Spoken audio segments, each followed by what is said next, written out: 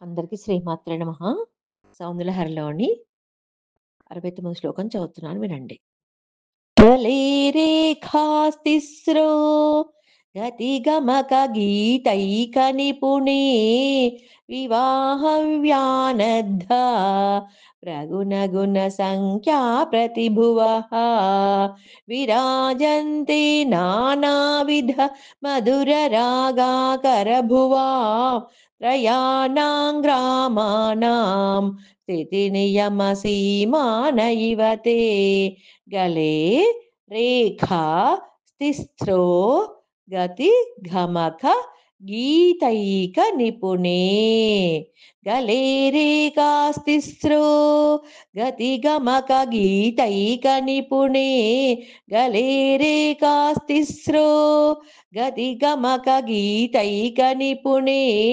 గలే రేఖా స్థిస్రో గతి గమక గీతైక నిపుణే వివాహ వ్యానద్ధ ప్రగుణ గుణ సంఖ్యా ప్రతిభువః వివాహ వ్యానద్ధ ప్రగుణ గుణ సంఖ్యా ప్రతిభువః వివాహ వ్యానద్ధ ప్రగుణ గుణ సంఖ్యా ప్రతిభువః వివాహ వ్యానద్ధ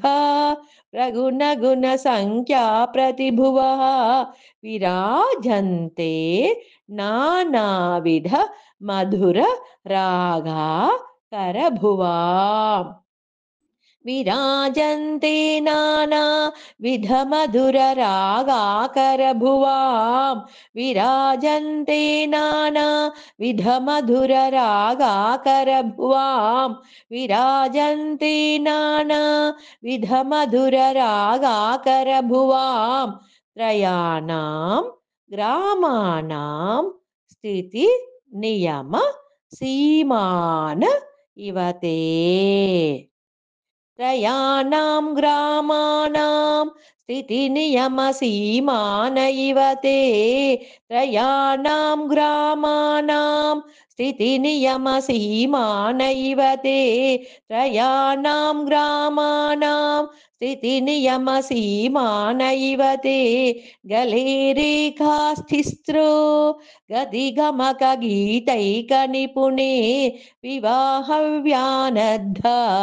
प्रगुणगुणसंख्या प्रतिभुवः विराजन्ते नानाविधमधुररागाकरभुवां त्रयाणां ग्रामाणां स्थितिनियमसीमान इव ते।